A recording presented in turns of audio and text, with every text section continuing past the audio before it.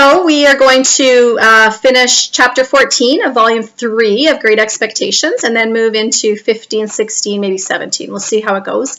There's a lot of plot going on right now, and the chapters are a bit shorter anyway, so we can cover some more material. And I want to focus primarily on those sort of key thematic pieces, some of the ideas that the novel is really interested in exploring. So when we left off in chapter 13, Pip had finished paying the remainder of Herbert's business kind of arrangement or whatever, and he's like heading home, and he gets a note from Wemmick that they should proceed with the escape plan in a couple of days. So Herbert and Pip discuss this, and with Pip's arm being so badly injured, he's not going to be able to row the boat or whatever, so they decide they're going to recruit Startop, who willingly agrees to do this.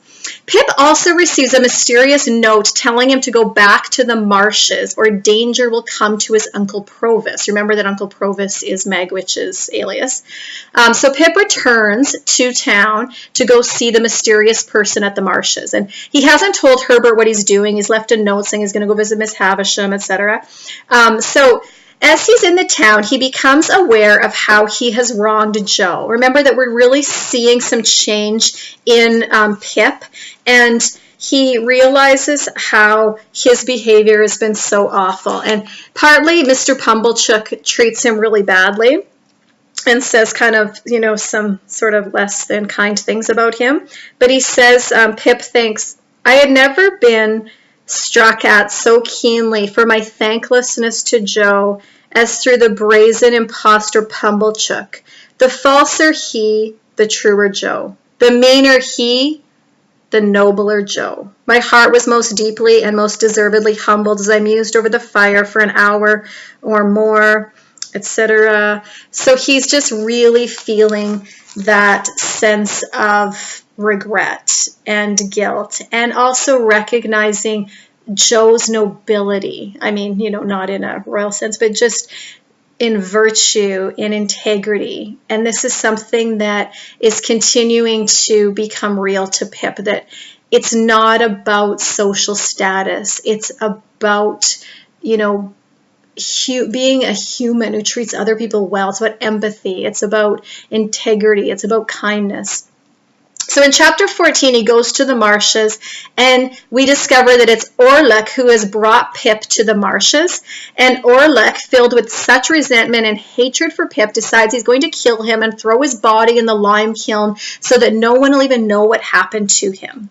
And, Pip, feeling absolutely devastated in this situation, actually confesses that what's really bothering him is the consequences of such a death. He says that, it's awful that, Estella's father will believe that he deserted him and would be taken, would die accusing him, and Herbert would doubt him when he sees the letter that he left and the fact that, he'd only been at Miss Havisham's for a short time, and Jo and Biddy will never know how sorry he is, and on and on. And he says, none would ever know what I had suffered, how true I had meant to be, what an agony I had passed through.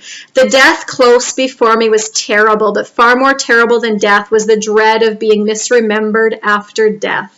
And so quick were my thoughts that I saw myself despised by unborn generations, Estella's children and their children, while the wretch's words were yet on his lips. In an earlier scene, Pip has, extended kind of mercy, because he's thought, I don't want people to think badly of me when I die.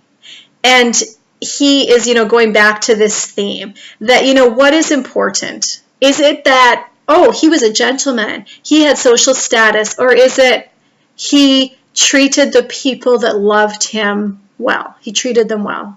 And so he's feeling a tremendous regret. Well, anyway, as it turns out, Pip gets rescued. Herbert and Startop show up in time, and Trabb's boy is actually the one who leads them there. And it's kind of strange because remember, Trabb's boy has been made such a mockery of Pip on another occasion. And, tried to sweep him under. Like, he just hasn't been a nice person. And, but it's interesting, like, his motives maybe for doing this are more about, wanting to be involved in the excitement. piece on the top of page 395, it says that he had too much spare vivacity and that it was his constitution to want variety and excitement at anybody's expense. And I think that that's sort of true to human nature, that so often we want to be a part of something that's exciting, even when, like it's a shooting or it's, anything absolutely awful, heinous like that. And yet it's kind of exciting to have been a part of it. Like, I was there. I did this. Even if you're not heroic, you just being there. And I don't know what it is with human nature. It's very weird. Anyway, Pip and his friends don't actually report Orlick's crime to anyone because they're so anxious to get back to London and get Magwitch safely away. I'm going to actually stop it there with chapter 13. Chapter 13, 14, I thought we'd get farther than that, but we will pick it up and continue on in the next video.